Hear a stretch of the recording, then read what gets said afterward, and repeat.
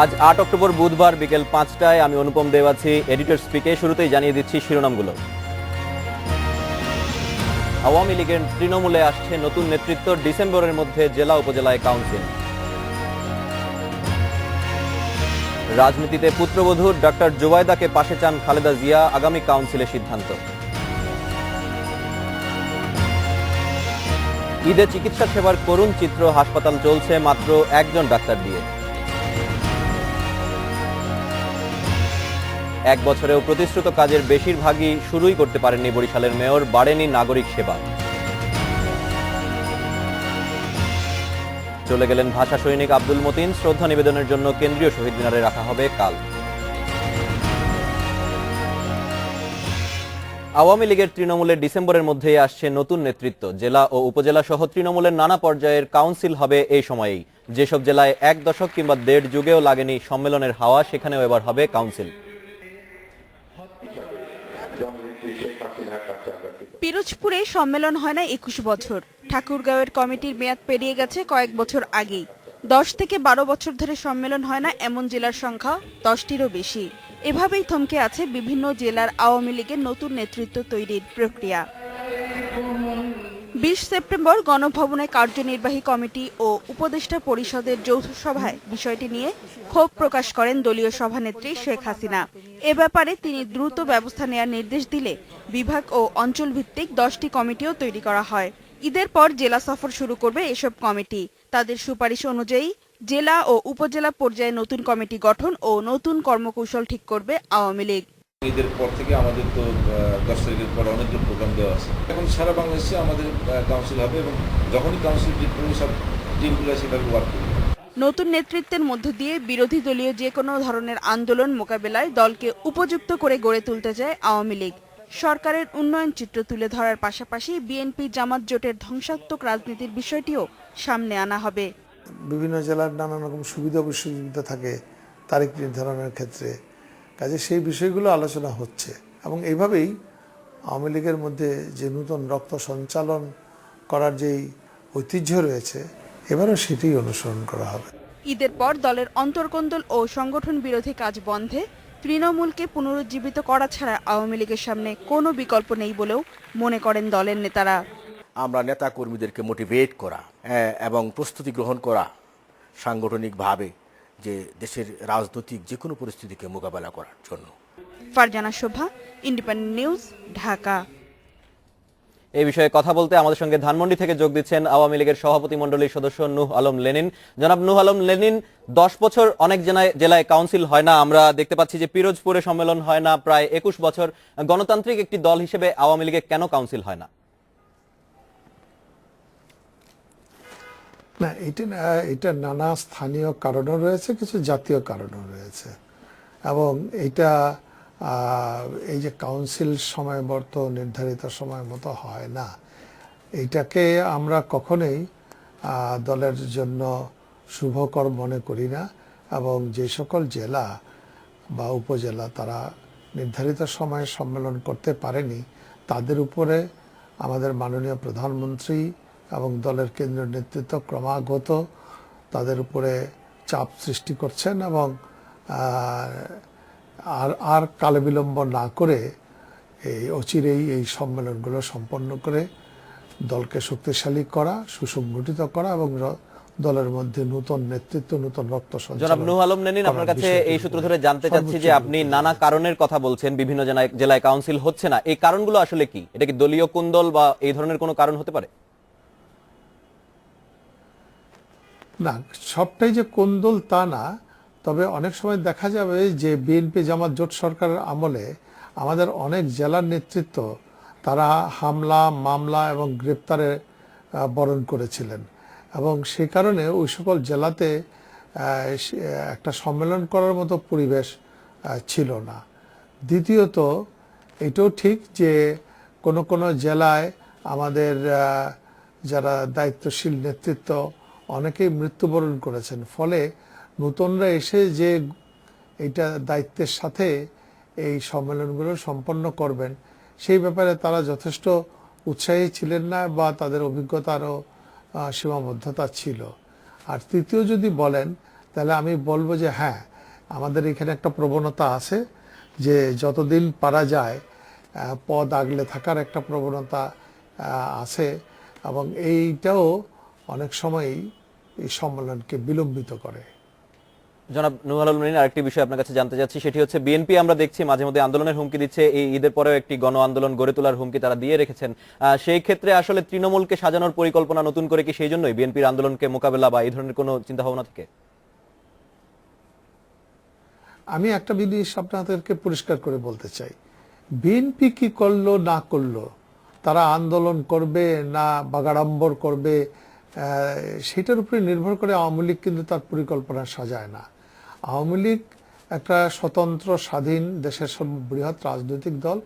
আমরা আমাদের স্ট্র্যাটেজি, আমাদের অর্গানাইজেশনাল প্রিন্সিপাল, আমাদের কর্মকৌশল এবং কর্মসূচি আমরা স্বাধীনভাবে নির্ধারণ করি, এবং সেখানে বিএনপির আন্দোলনের ভয় বা আশঙ্কা থেকে কোনো সংগঠনকে সাজানোর কোনো প্রয়োজন পড়ে না।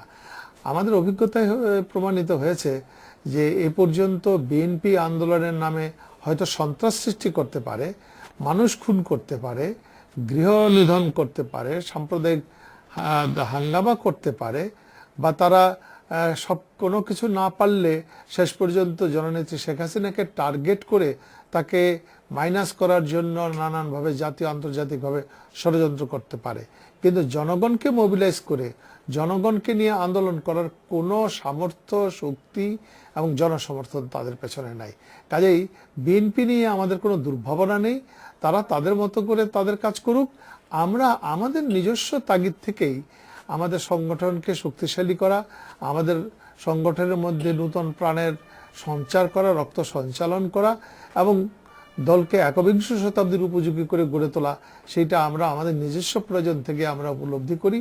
এবং আমাদের সামনে উন্নয়নের যে চ্যালেঞ্জ, আমাদের সামনে 2021 সালের মধ্যে যে মধ্যম আয়ের দেশ গড়ে তোলার যে চ্যালেঞ্জ এবং অঙ্গীকার রয়েছে, জননেত্রী শেখ হাসিনা যে স্বপ্ন নিয়ে দেশকে একটা ডিজিটাল বাংলাদেশে পরিণত করার কথা বলেছেন, সেইগুলি হচ্ছে আমাদের মূল এজেন্ডা।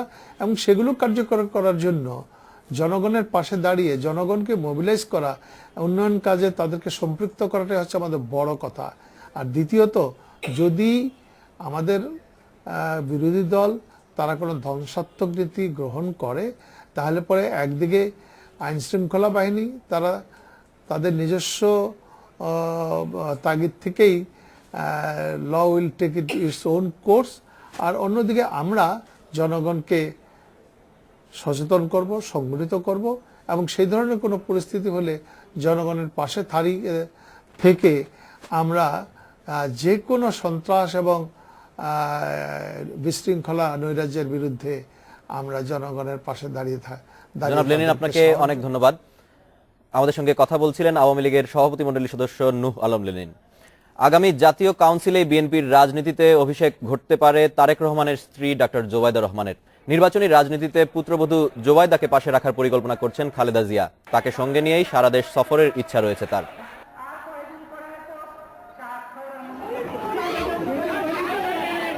খালেদা জিয়ার বড় ছেলে তারেক রহমান 2008 সালে 11 সেপ্টেম্বর থেকে সপরিবারে যুক্তরাজ্যে, ছোট ছেলে আরাফাত রহমান কোকো চিকিৎসা নিচ্ছেন সিঙ্গাপুরে।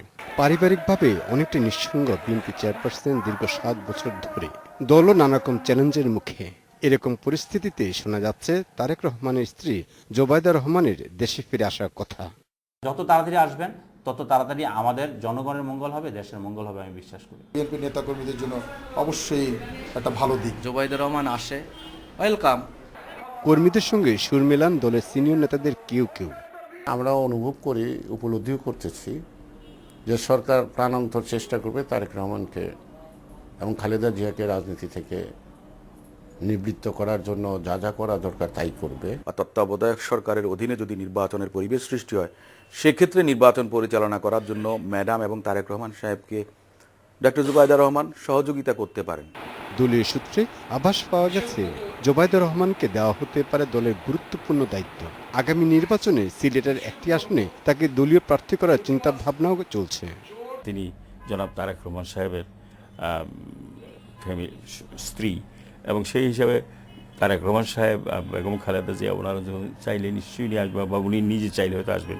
দলের দায়িত্ব উনি বেগম খালেদা জিয়া ওনাকে দেন, এটা আমি তো আগে বলেছি এটা পারিবারিক সিদ্ধান্ত। অবশ্যই উনি তো রাজনীতিতে আছেন, অবশ্যই উনি নেবেন, উনি পাবেন। জোবাইদা রহমান গত 6 বছর ধরে লন্ডনে তারেক রহমানের সঙ্গে বসবাস করছেন। একটানা দীর্ঘ সময় চাকরিতে অনুপস্থিত থাকার কারণে সম্প্রতি স্বাস্থ্য মন্ত্রণালয়ের অধীনে চিকিৎসকের পদ থেকে তাকে বরখাস্ত করা হয়।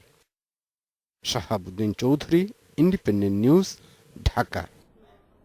এই বিষয়ে কথা বলতে আমাদের সঙ্গে যোগ দেবেন বিএনপির প্রচার সম্পাদক জয়নুল আবেদিন ফারুক। তবে তার আগে এডিটর স্পিকে নিচ্ছি ছোট্ট একটি বিরতি, ফিরছি 40 সেকেন্ড পর।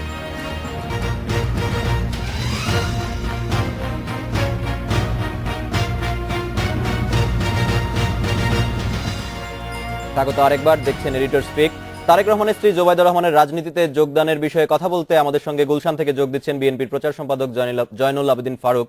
জনাব ফারুক, আপনার কাছে জানতে চাইবো যেটি যে আপনিই বলছিলেন যে পারিবারিক সিদ্ধান্তে ডক্টর জোবাইদা রহমান হয়তো রাজনীতিতে যোগ দিতে পারেন। সেই ক্ষেত্রে আমাদের সামনে দুটি প্রশ্ন দাঁড়ায়। একটি হচ্ছে তারেক রহমান তাহলে এখনই দেশে ফিরছেন না এবং তার স্ত্রীকেই তার বিকল্প হিসেবে ভাবা হচ্ছে, আপনি কি ভাবেন? আপনাকে অনেক ধন্যবাদ, ঈদের শুভেচ্ছা ইন্ডিপেন্ডেন্ট টেলিভিশনের শ্রোতা দর্শক সবাইকে।